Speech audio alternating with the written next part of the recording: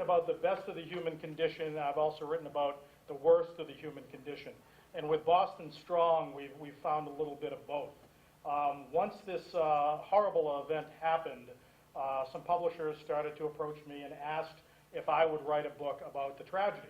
And at first I didn't want to. I wanted to stay as far away from it as possible because a writer like myself, I need that historical perspective, that distance between the event and what I write about, because that's very valuable as a writer. Where this event was happening in real time, it's so complex, so large, and I had a different angle as well on how I wanted to approach the story. So I asked my editor, I said, let me ask you a question. 12 years after the events of 9/11, can you name me two of the hijackers that flew those planes into those buildings? And he couldn't do that. He could name me one, Muhammad Atta, which a lot of us can name, but he couldn't name me anybody else. And I said, that's exactly right. I said, you know why? Because nobody cares about them. They committed an atrocity against humankind, but the stories that resonate from 9/11 are the stories of heroism and the stories of survival. Now, we know some of the statistics from the marathon bombing. Over 260 people wounded, 3 people on site on Boylston Street killed, MIT police officer executed days later, an MBTA transit police officer nearly lost his life, also at the hands of the bombing suspects. Now, one of the reasons why, although those numbers are so huge, but one of the reasons why the death toll was relatively low, the fact that we live and work in the greatest medical city in the world, that all of the responding hospitals were trained in Trauma 1 training, mass casualty training, certainly kept those numbers incredibly low. Any of the survivors and the victims that were brought to any of the hospitals after the Boston Marathon, they all lived. There were 2 bombing suspects and 2 locations. This is the first location right here in front of Marathon Sports on Boylston Street. And the second location was right in front of Forum Restaurant. Now this photo right here, you can see one of the suspects in the middle of the photograph. That is Dzhokhar Tsarnaev, dubbed White Hat by the FBI because they didn't know his identity, but they had seen him during the course of the week on several videos and several surveillance photos, and his actions were unlike any of the actions from anybody that was either running away from the scene or running toward survivors and the wounded. He was very nonchalant, and he walked out of there very quickly. To the right of Dzhokhar, you see the family of Martin Richard. And we're going to talk a little bit more about them as we move on here. The suspects themselves, Black Hat and White Hat. Tamerlan Tsarnaev and Dzhokhar Tsarnaev, 2 ethnic Chechens that moved to Cambridge, Massachusetts in the early 2000s.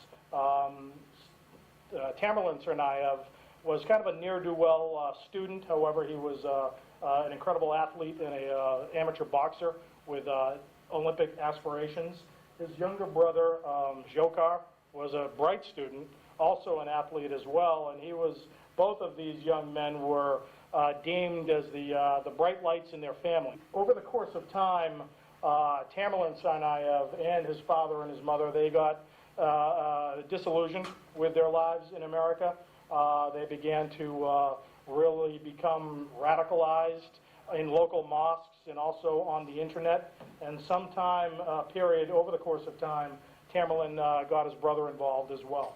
Now, when Tamerlan Tsarnaev visited his native Dagestan in 2012, a year before the marathon bombings, he got in touch with possibly 3 people, including one young jihadist who had just pulled off a very similar suicide bombing, that 2 detonations that were triggered within seconds of each other.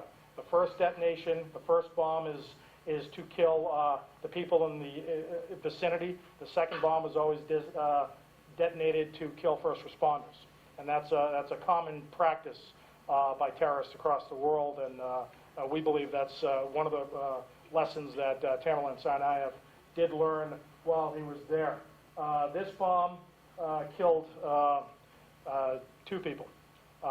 Ling Zi Jun from Boston University. She was a graduate student, an 8-year-old Martin Richard. And it's interesting, we've learned that Dzhokhar Tsarnaev, or the bombing suspect, had chosen that family, had targeted that family. In fact, there's a FBI surveillance film that shows him casing that family, going back and forth behind them before he dropped that backpack. How do you rip the heart out of America? You choose an all-American family. And that's what he did. One of the things that we found out in the course of writing this book was that the day of the bombing, as Martin Richards' body remained on Boylston Street because it was part of a crime scene and the FBI wouldn't remove it, his body was lying under a sheet, as was the body of Lingji Lu. And the Boston police were outraged. They wanted those victims off that street. They wanted those victims reunited with their families wherever they were. And one Boston police officer said that, "I'm not going to leave this kid. Not tonight. I'm going to stay with him and I want his parents to know that he was never left alone." Now that's heroism. Those are the stories that I said we have learned over the course of the past year, and they still choke us up when we recount them, because it's incredible what so many people did in the wake of this unforsakable tragedy. Months later, Dave and I were the only journalists invited on a healing cruise to the south of France with over 100 survivors of the Boston Marathon bombing.